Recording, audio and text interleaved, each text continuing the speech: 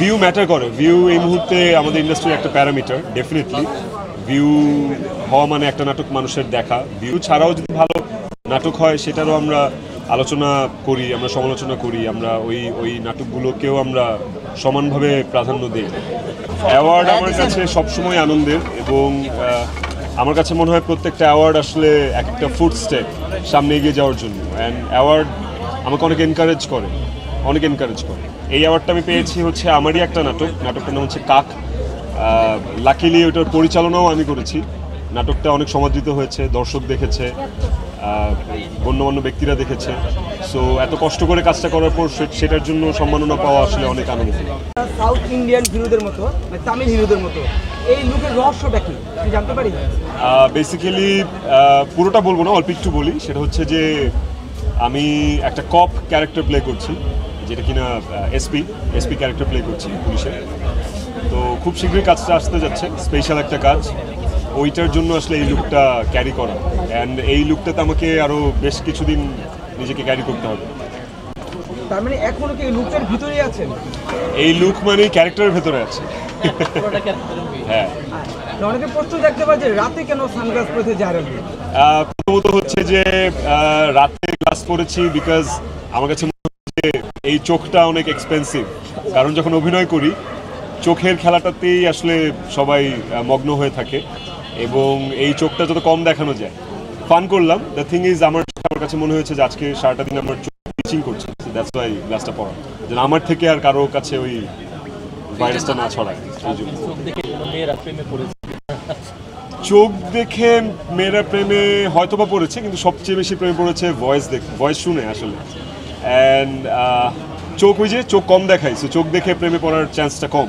ফিল্মের কথাবার্তা তো আরও 2-3 বছর আগে থেকেই হয়ে আসছে। তো আমি নিজে একটু চুজি। আমার কাছে মনে হয় যে আমাদের ইন্ডাস্ট্রিতে, বাংলাদেশের ফিল্ম ইন্ডাস্ট্রিতে ফ্লপ হিরোর চেয়ে ফ্রেশ হিরোর ভ্যালুটা বেশি আমার কাছে মনে হয়। সো আমি যেহেতু ফিল্ম করিনি, আমি যে ফিল্মটাই করবো সেটা আমার প্রথম ফিল্ম হবে এবং প্রথম ফিল্মটাতেই আসলে বাজিমাত করতে চাই। যেই কারণে এত সময় নেওয়া, এত বাছাবাছি করা। অ্যান্ড আমার মনে হয় খুব খুব খুব শীঘ্রই আপনাদের কানে সুসংবাদ যাবে ফিল্ম নিয়ে।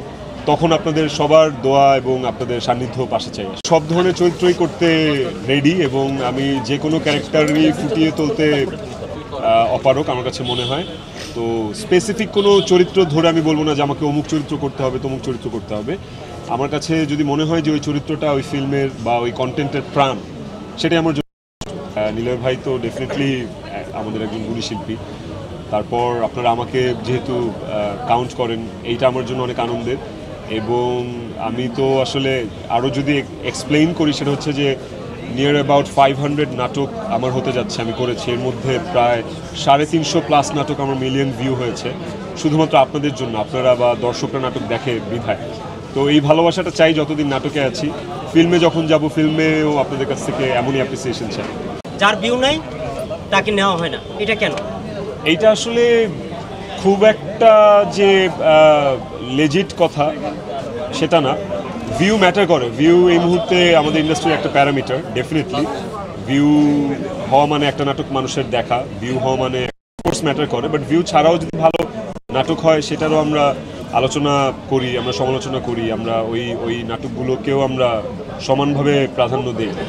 তো আমি বেসিক্যালি ভিউয়ের পেছনে ছুটি না। আমার কাছে মনে হয় আমি কাজ করে যাব, যেটা ভালো কাজ সেটা দর্শক দেখবে। কিছু কিছু ভালো কাজ হয়তো বা দর্শকদের চোখের আড়ালে চলে যায়, সেটার একটা অনেক বড় রিজন হচ্ছে দেশের পরিস্থিতি।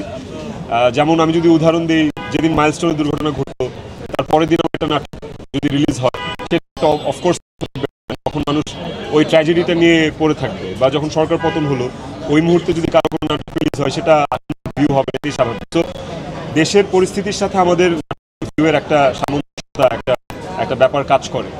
এইটা ছাড়া আমার কাছে মনে হয় যে ভালো কন্টেন্টের প্রধান শর্ত সেটা ভালো কন্টেন্ট, প্রধান পরিচয় হচ্ছে ওটা ভালো কন্টেন্ট। নায়িকারা শুটিং স্পটে আপনার সাথে অভিনয় করতে গেলে আপনার প্রেম পড়ে যায় কেন?